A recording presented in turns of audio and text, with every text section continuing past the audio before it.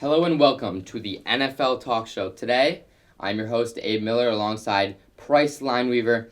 Today, we're going to be talking some predictions for the 2021-2022 season, going over who we think will be division winners and possibly some dark horses for the Super Bowl. Price, what do you think about the division winners for next year? All right, so first of all, let's start off with the NFC East. I think this is a division that's probably the weakest in the NFL, but I think after a great draft and some key free agent moves, I have the Washington football team winning this division. Cowboys are going to be pretty good with Dak, but the Eagles right now and the Giants are both pretty hot messes, and in a pretty easy division, I think Washington football team pulls out with this one. You? Yeah, I think that's a big toss-up division. Honestly, I think the top 10 quarterback play of Dak Prescott and the great wide receiver trio of CeeDee Lamb, Michael Gallup, and of course Amari Cooper, I think that will be too much. Even though they lack some strength on defense, I think that the Cowboys will come out of that division. Moving across the NFC, I have the Packers winning the NFC North. I think it will have a big factor if Aaron Rodgers is the quarterback for the team or Jordan Love, obviously. In the NFC South, I have the Buccaneers coming out of that division. I don't think anyone else will even come close to them. I think the Panthers will have a bad season. I think the Saints without Breeze will definitely be hurt. And I think the Falcons, I don't really see them going anywhere. I see them being a middle-of-the-line team, winning 6 to 8 games maybe. And then finally, with the NFC West, that is also going to be a tough division. I think that will be a fight-it-out division till the end. I have the LA Rams coming out of that division. And honestly, I think this could be the first time in NFL history that we see 3 wildcard teams come from the same division. Obviously, with the new addition of an extra wildcard team, so that there's 7 spots in the playoffs, 4 division winners, 3 wildcards. I think this could be the first time ever we see 3 wildcard teams come out of the same division. All right, my thoughts on those picks. Well, the NFC North, obviously, it's going to be the Packers, no matter if it's Aaron Rodgers or Jordan Love at the quarterback position. All of the other teams are very much in a rebuild situation. In the NFC South, it has to be the Buccaneers. The Buccaneers just won the Super Bowl. They have every single player coming back in their starting lineup. And, of course, you have the GOAT, Tom Brady, at quarterback. And the NFC West, that's an interesting take on the LA Rams. Thing is, we know Matthew Stafford can be good, but can he be great? And that's the real question. So, for me, I have the Arizona Cardinals at this pick. I think with the new additions of DeAndre Hopkins, J.J. Watt, and, of course, a great quarterback in Kyler Murray and a really good defense, I have the Arizona Cardinals winning that division. Yeah, I think between the East and the West and the NFC, that will be two very toss-up divisions. So, moving on to the AFC.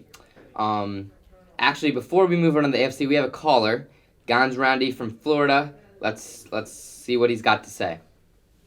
I'm a big fan. So I had a quick question about the NFC East. So as we know, the football team are most likely the best team in the division with all the acquisitions. But I was wondering, how much does the Daniel Jones breakout season lie on the Giants? Defense well struggled last year, got a lot better this offseason. The offense drastically improved. So do you think if Daniel Jones finally reaches that breakout season, they could sneak in potentially in that 7th seed as a wild card team? You know, honestly, that's an interesting take. I think the Giants are a very interesting team with the addition of Kenny Galladay.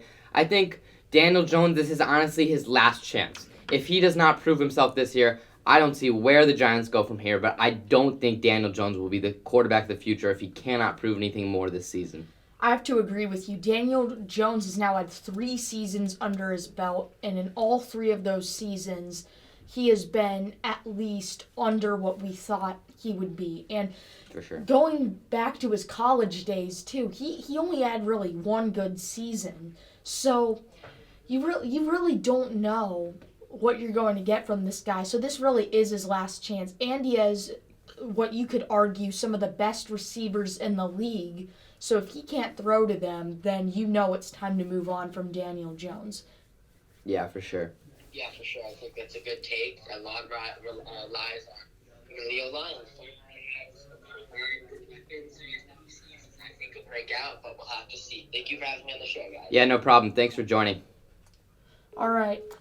Next to the AFC, for the AFC East, I have the Buffalo Bills, and I really don't think, I think the Miami Dolphins are another good team in this division, but I still think the Dolphins, I have them being a wild card team. I think this Bills team is right now in their prime, and they're one of the top teams in the NFL. So as much as I think the Dolphins are good and will more likely than not be the 5th or 6th seed, I have the Bills winning this division.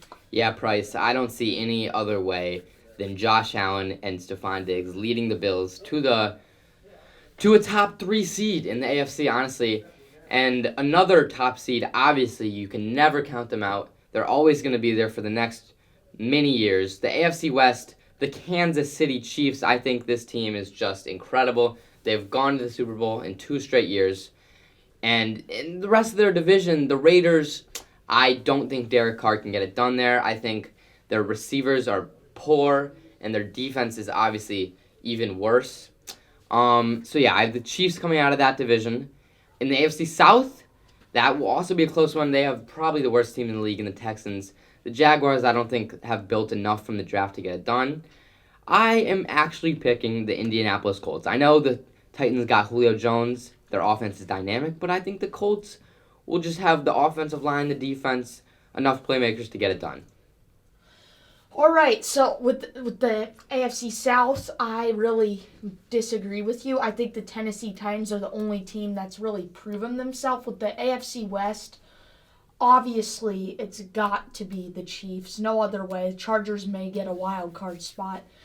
But the Titans, they've proven themselves. And then with the AFC North, our final division, I'm going to go with the Cleveland Browns. I think they're a young, rising team. And I think the Pittsburgh Steelers, as they showed in the second half, cannot always be 100% of a reliable team. So I have the Cleveland Browns at that division. I think that's a good pick. I think, honestly, it'll be a flip a coin between the Ravens and the Browns, and maybe the Steelers will get in there for a wild card spot. Thank you all for listening. This has been NFL Talk Radio. I am Abe Miller with my co-host, Price Lineweaver. Thank you all for listening, and that will be all for today.